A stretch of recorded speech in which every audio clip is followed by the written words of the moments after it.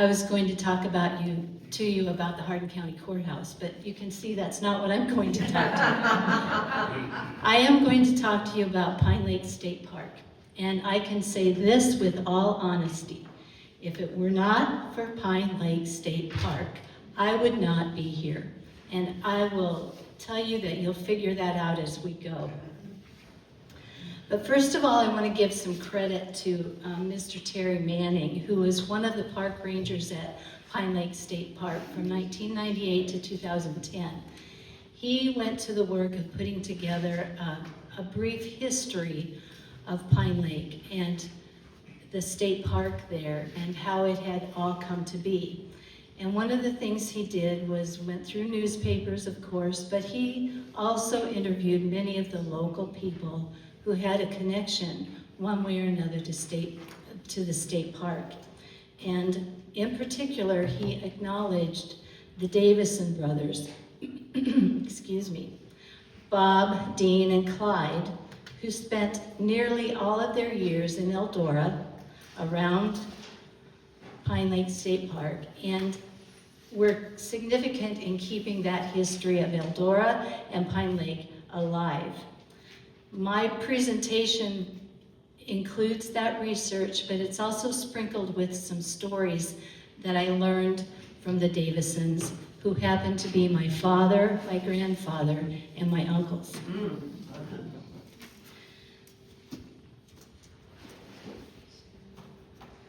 This is just at a wrong place for my bifocals. This is a picture of the early park at Pine Lake in Eldora. It was a beautiful place and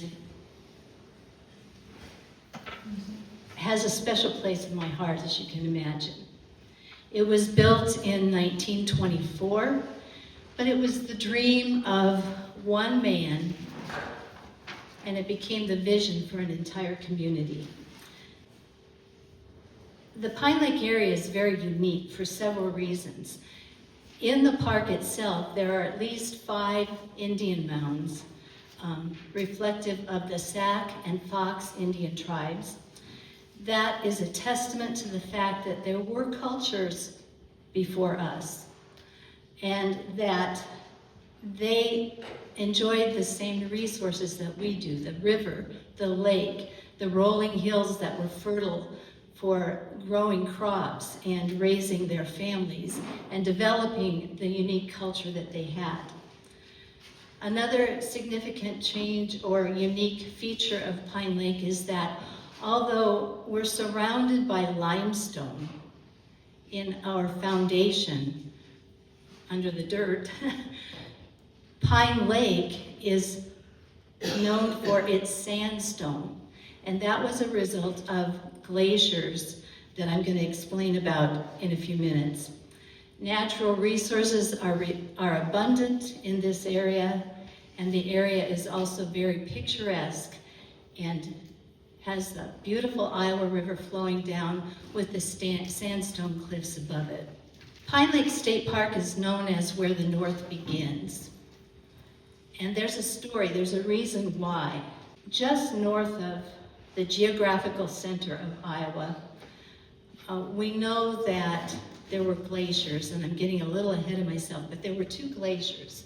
The Man Cake Glacier, which was in Eldora, over Eldora, where it is located, which was a glacier that caused there to be the gentle rolling hills and the fertile farmland that we know. And in Pine Lake, there was called the Iowan Glacier. And that glacier had a different composition. It left there the sandstone and the rocky ledges and the cliffs along the river. All of those differences made for a very unique place for Pine Lake to be. And why it's where the North begins is because this is the area where the white pines and the white birches are found the most southern and the most western of any place in the United States. somehow Governor Hamill, when he was traveling, saw the white pines and the white birches and literally named the area where the north begins. And I want to read what's on this previous slide. Just north of the geographical center of Iowa, nature has dipped down into rolling hills to hew out a fairyland of water, forest, and rugged hills that rivals Colorado and Minnesota in its beauty and vacation lore. Several thousand visitors each year join in acclaiming Eldora, Pine Lake State Park, as Central Iowa's playground. That was written in 1926, just a couple of years after Pine Lake was developed. So this is just a little refresher of what the glaciers did in the area. Again, the Mankate Glacier created the fertile soil and the rolling hills, and 2 miles east of that, the Iowan Glacier created the sandstone, which lines the Iowa River. And we talked about the Indians being here. The Sac and Fox made their homes along the Iowa River, but they found other resources there as well. There were resources like coal and clay and trees and water, lots of fish and other game, as well as the growability of the surrounding land. So, how did we get to the point where there was going to be a lake and a state park? Well, it all became a vision for one man. His name was S.D. Mosier. S.D. Mosier, he said this: "In my later years, it was my wont and pleasure to walk up Pine Creek often, to listen to the brook as it laughed its way along, to drink from one of its many springs, and to see the pines, the white pines. On my return trips, I often noticed the basin through which this creek flowed, and believed it would be a fine place to create a lake. And it was in my mind that if I were a millionaire, I would build a dam across the lower end of this basin and thus impound the waters of the creek to create a beautiful lake." In this photo, you see the creek. In this photo is another enlarged version of the creek, and that creek connects the two lakes that we're going to learn about. This is what Mr. Mosier would have walked through as he was imagining that lake to be. It was a very tranquil and pleasant place. And this is what it looked like just before it was filled with water. In 1919, at the invitation of a number of businessmen in Eldora, Steamboat Rock, Iowa Falls, they invited Professor Pummel. Now this is Professor Pummel and not Dr. Pommel, who you'll hear about later. Professor Pummel was a professor in Iowa State University in Ames, and he was and another member of the state board were invited to take a trip along the Iowa River in consideration of one day building a state park in Hardin County. His determination after that trip was, yes, I think that this would be a great place to build a state park. So the process was set in motion. In 1919, the citizens of Eldora, and that's significant, I'll tell you why in a minute, but the citizens of Eldora adopted the vision of S.D. Mosier and determined to create a state park. The Community Betterment Committee took $16,000 and the promise to give 36 acres to the Iowa Conservation Board if they would build a state park in Eldora. In 1921, that 36 acres was secured by the people of Eldora and given to the State Council, and the State Council was happy and were sold on the project. Eagle City, which is nearby, and Iowa Falls, where we are now, were the other cities vying for that same privilege of having a state park in their community. In 1922, additional land was secured, bids were let to build the dam, and the project was awarded to Weldon Brothers of Iowa Falls, and the building began. The dam was completed in 1923, and Governor Nathan Kendall appointed Paul T. Davison to be the park ranger at the first of its kind state park and lake in Eldora. After all, it was going to be the very first man-made lake in Iowa. And it is important for me to tell you that at this time, no community was considered to be chosen for a state park unless they were willing to financially back it, as well as have the complete support of the entire community. So work began in 1922 and continued until 1924 by the Weldon Brothers in Iowa Falls to build a dam across Pine Creek. My grandfather, in the middle of this picture, Paul T. Davison, announced to his family on Valentine's Day of 1924 that they would be moving to Eldora and starting a new adventure as they developed a new lake. This photo was taken 2 to 3 years after they arrived here. The baby in the center was not yet born when they came to Eldora.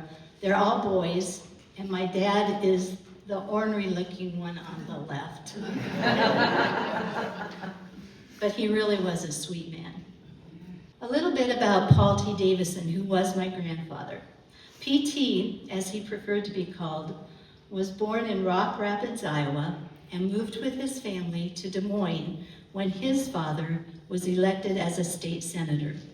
He was trained as a civil engineer and served as the head custodian of the Iowa State Historical Society in Des Moines for several years before being chosen by the governor as the first custodian at Pine Lake State Park. He was also a skilled stonemason and a father to, at that time, 4 useful sons, and they were very useful when he came to Eldora, with another to be born shortly after his arrival. But I want to tell you, those boys didn't know what they were in for. This is a very early photograph of the lake. It had just been built. You can see that many of the trees had been destroyed when the lake was built and filled up.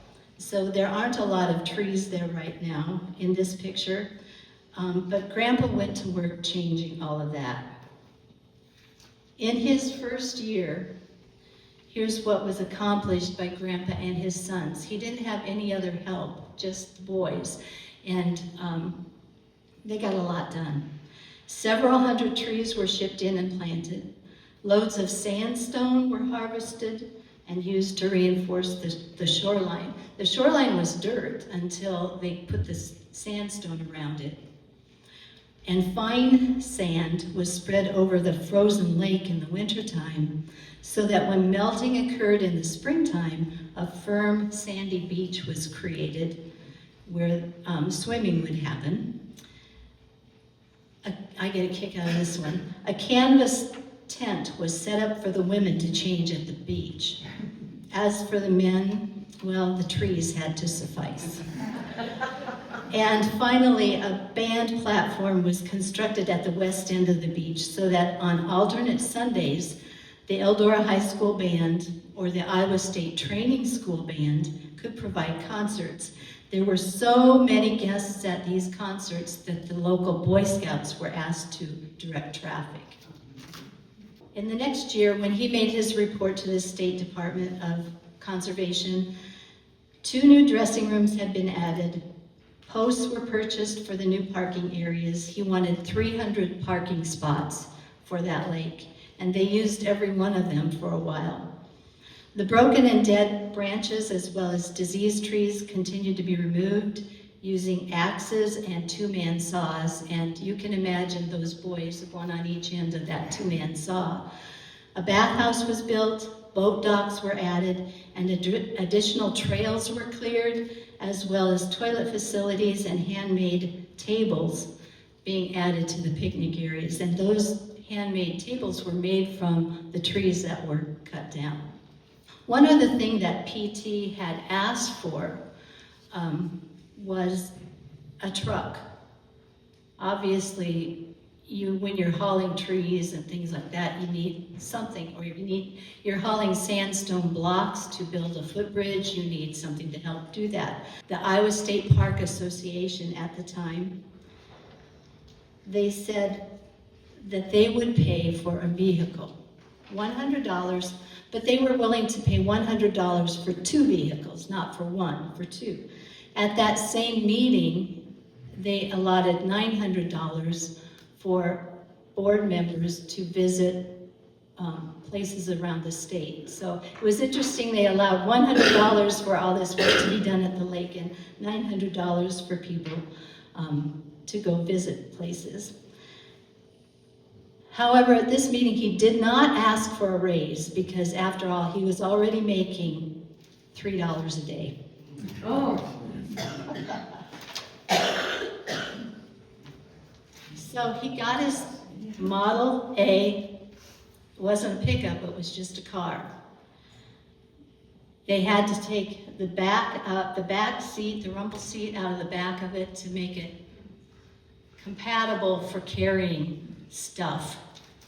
So, in a publication that I have a picture of, but I don't have a slide of, I apologize for that. It was called Roads to the Lake, and it was the ways to get to Pine Lake. And the headline was, "Travel on Gravel in all directions to Eldora and Pine Lake." Of course, that was before we had asphalt or concrete roads. So getting to Pine Lake, you first of all had to get to Eldora, and then you took the bridge across the river outside the east side of Eldora. You cross the bridge and you would turn left. And you see it's a dirt road. It's not gravel. It's a dirt road, but the sandstone pillars, which were built by my grandfather and the boys, welcomed and greeted people to come to Pine Lake.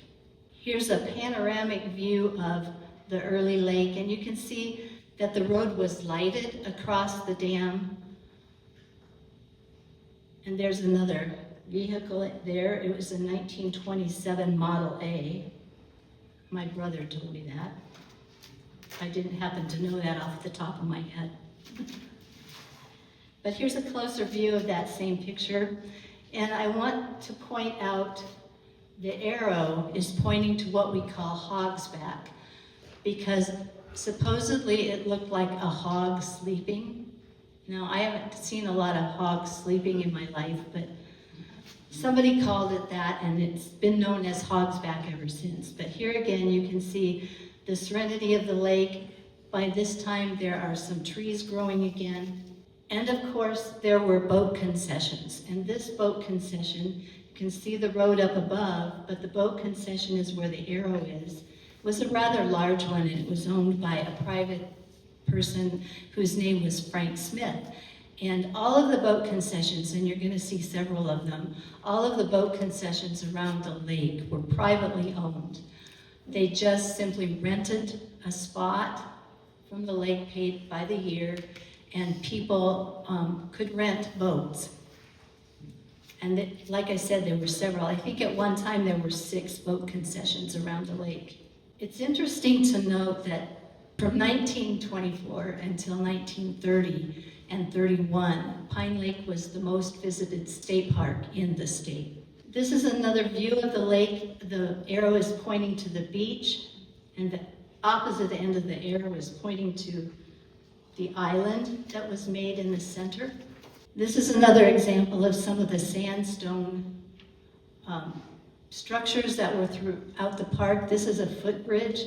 This picture was taken in 1980, and the bridge had been built in 1921, 22, and it just shows you how durable that sandstone is. This is a view from where the Christian camp is located. It's south of Pine Lake at the top of a hill. And this is looking down. Again, you can see the beach house, several boats around the island. This is a view from the top of the hill where the lodge would later be built. And it's also the location of the toboggan slide. You can see the white pines on either side have grown up by now. And that drop from the top of that hill down to the beach, or down to the edge of the lake, was about 420 feet. So it was quite a drop. Like I said, boat concessions were all around the lake. Some people like to float on the lake, some people like to fish. Early on, when the lake was cooler, they stocked it with trout, but the trout did not survive as the lake warmed up. So global warming was happening even in the 1920s. $1 bought you a pass for a whole season of fishing at Pine Lake State Park. This is a boat dock that was at the boat ramp, because there were people who didn't want to keep their boats there or didn't want to rent a boat, but they would bring a boat in. That little shed back there is simply a maintenance shed. This is another of the many concessions. This was the largest one. This is one of the boating concessions that also had excursion boats. This one had to be moved because of the toboggan slide, because it was right where the toboggan slide came down the hill. But this was another boating concession. This one was down by the river, and still another. And here's the pontoon. If you wanted to take an excursion boat out on the lake, you could do that for 25 cents a ride. And they would take you all around the island. You couldn't walk on the island. They wouldn't allow people, foot traffic on the island, but you could take a ride all the way around the island, and it only cost $0.25. Now notice this has no covering. Or you could rent the Empress, which was more luxurious. It had a cover, but that would cost you 30 cents. It's actually interesting to note that the first fishing day in Pine Lake State Park was May 13th, 1926. This is the famous Pine Lake slide. And I show you this because if you'll notice, right here, that's where you landed. That was six inches off the ground. Oh. That was a pretty hard landing. And they did eventually move this slide to a different spot that had a much softer landing. On Labor Day of 1926, the park was dedicated. And to show you how important that day was, Eldorians were encouraged to wear their Sunday best to show their community pride. Eldora shop owners were closed for the day in order to attend, and the Boy Scouts were again directing traffic and ushering folks to the beach. By this time, they had a tunnel that went from the parking area under the highway to the beach. No other activities were allowed at the lake that day. All eyes were focused on the wonderful celebration. Literally thousands of people were there, crowding the beach that day, wearing their best clothing, enjoying a beautiful day and a glorious celebration of their new lake and state park. This shows you the crowd at one end of the lake, and you can see lots of different little concession stands around the area. That was the dressing tent. And another picture of the crowd that day. It was quite an experience, and Eldorians were quite proud, and still are quite proud, of Pine Lake State Park. I love words that bring to mind nostalgia. These were words from L.V. Carter, who happened to be from Lawn Hill. He said, "Nothing enables the soul of the boy or girl as does the close proximity to nature, unblemished by the commercial hand of man. We owe it to ourselves and to our posterity that we preserve as best we may, here and there, the little oases of natural Iowa. Iowa is rich in scenery, history, and romance. These things must be preserved, and today we are assembled here in one of the most picturesque, the most beautiful spots in Iowa to dedicate this state park. Truly, this is where the North begins. It is my hope that never shall this spot be so commercialized that it may in any way lose its educational and aesthetic preeminence. Soon after the lake was dedicated in the early 30s, this lodge was built. This is the early lodge. It was near the golf course. In fact, it shared an entrance with the golf course on the back side. You don't see any white pines here right now, but hundreds of them were eventually planted, and sadly, most of them were demolished in the hailstorm that we had in Eldora in 2009, just like every roof and every window in the whole town. This is the pump house, and that was the source of water that was pumped to the beach, and eventually there were wells drilled to provide water to other places around the lake. This is my favorite spot at Pine Lake. I call it Grandpa's Lookout. I'm the only one in the world that calls it Grandpa's Lookout. But my grandfather, we used to have family reunions way back in the woods by the shelter that my grandpa built. And he always said this is the best place to see the island. It was up on Hogsback, it was high above the island, it was very secluded, and I still go there when I'm feeling kind of funky, you know, those days. I still go there and read or pray or just look around and enjoy the scenery. On a little less serious side, there were lots of early restaurants around the lake. This one happened to be called, by the people of Eldora, the Den of Iniquity. Actually, it was a dance hall. It was privately owned. It really wasn't part of the lake, but the people of Eldora were unhappy that it was there, and it didn't last there very long.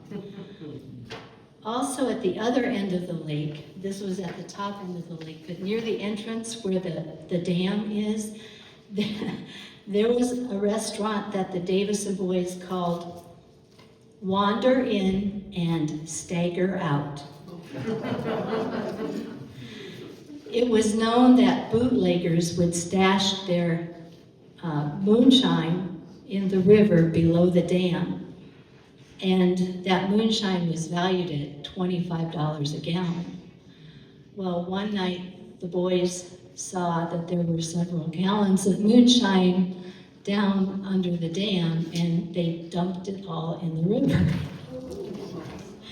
And once PT heard of that, he, needless to say, put a stop to those shenanigans. Now, I'm not sure if he's talking about the shenanigans of the moonshiners, the bootleggers, or the boys. And finally, in 1928, a house was built right across from that restaurant, right across the road from that restaurant, that was to be the house for the custodian to live in. So they had a new place to live in 1928.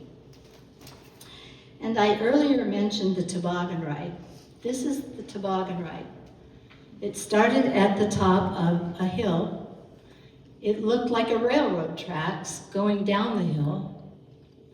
The toboggan was wood, about this tall, about as wide as this podium, wood with steel wheels, probably weighs 50, I'm guessing 50 pounds. So people would get on it. There weren't any handholds. They just held to the side of the wood. People would get on it, get barely pushed down the hill, 420 feet, and by the time they were at the bottom, they were going 80 miles an hour. And on a good day, if the lake was frozen, they could get all the way to the island. Well, needless to say, it lasted only one season. I wonder why? It's amazing nobody got hurt. At the Hardin County Historical House, we have a carriage house, and in that carriage house is one of those toboggans. This is a picture of PT instructing a guest, and I love these words too. Remember, you were not the first over the trail, and you will not be the last. Please leave the pleasant places just as you enjoyed them, just as pleasant for those who will follow you. So, kind of like the Girl Scout motto, leave a place better than you found it, right? It was a place of serenity. However, in the early 1930s, PT noticed that there was some erosion going on where Pine Creek ran into Pine Lake. And so he was concerned the lake would eventually close up. So he did some surveying, conferred with a couple of other engineers, and recommended to the Conservation Board that they build another dam, thereby creating another lake. Well, that was approved, and so we had more clearing to do. We had large machinery again, building another dam, and then the dam above Lower Pine Lake, which created Upper Pine Lake. Adding that new dam and a new lake meant a lot more work for the park ranger. And the park ranger's helpful boys were getting older and going out on their own. So the CCC stepped in to help. There were 200 of them, and they were housed at our local fairgrounds in Hardin County. And they did an amazing job. They did so much work in the few years that they were here. They developed a real camaraderie with one another, enjoyed each other's company, and even had time to have some fun. But here's what they were tasked with when they came. This is their job description. Complete the dam. Okay, that would take a year in itself, I think. Create a new lake. Make general improvements so that the new lake is compatible with the old one. Place several smaller dams for conservation purposes. Build 3 fish hatchery ponds, and they did that, and that's where spawning fish would lay their eggs, and then the fish would grow there, and then they would be stocked into Pine Lake. Build open shelters for picnic areas, build wooden latrines, drill wells for running water, build 4 cabins, and plant 1 million trees. That was their job description. But they got it done. 1 million. They got it done. But at the end of the day, they all needed a break. And they frequented the restaurants that were at the lake. Another one was this one, the White House Cafe. Now, at the time that the CCC was there, it was under the ownership of Mr. and Mrs. Williamson. But several people owned it over the years. It was right at the upper edge of Pine Lake State Park. And it was a popular place with the CCC boys. 35, Pine Lake, the upper Pine Lake was finally finished. And interestingly enough, about that time, there was a new governor in the state of Iowa, and you were talking earlier about politics. Well, political affiliations being what they were, that governor chose a new park ranger, and P.T. Davison had done more than his share to make Pine Lake State Park successful. It was the most popular park in all of his years there, and he and his boys and the CCC did an amazing job creating it. I wrote a little poem. Would you like to hear it? Sure. About 25 years ago, when they celebrated the 75th anniversary, I wrote this. And there's a picture of me with my one surviving uncle at the time. He's not surviving. He died. He lived to be 104. He was kind of stubborn Davison. The Ode to Pine Lake State Park. The sun sparkles on glistening water, and I say a word of thanks for this wonderful hidden gem and its wooded, craggy banks. A rocky stream gurgles past cabins nestled into a hill, creating a scene of serenity, calm and quiet and still. A trail beckons me to explore the depths of green, and I wander into a quiet place, so often left unseen. The music of the birds fills the trees along the way, and the rich musky smells of summer beg me to stay. But I pursue the path to see where it will end, as lacy dancing shadows lead me to round the bend. Towering oaks and fragrant pines form a canopy over my head, while a soft-eyed doe questions my presence as I near the curve ahead. From there I travel on, and bikers pass me by, enjoying the lush green flora, as do I. At water's edge, fishermen are skillfully seeking their prey, while kayaks of red and yellow skim the water along the way. A soft, gentle breeze warms me and lifts my spirits to the sky. It ruffles the water's top and supports the geese on fly. The sandy beach is littered with bright colors, towels and chairs, as the giggling and splashing of children recalls days without cares. Around the bend, the laughter ends, and I continue on my way to explore this beautiful place, to immerse in it today. Pine Lodge lies ahead, a structure of sandstone, mortar, and beams, a place of solace and celebration, of pondering wishes and dreams. The air is filled with the heady smells of a wood-scented fire, while campers revel in this treasured time and dream of being retired. Paddle boats, a tunnel, Native American burial mounds, I find them all along the trails connecting the picnic grounds. My sojourn ends, and I know that I've experienced a hidden treasure, Pine Lake State Park, a place of beauty that only God can measure. So at the end of the day, I pause again and say another word of thanks for this wonderful hidden gem and its wooded, craggy banks. Anybody have any questions? Yes? What does CCC stand for? Civil Conservation Corps. And they were kind of born out of the Depression as a group of men who were willing to do work that needed to be done in communities anywhere. FDR. Thank you. Thank you very much.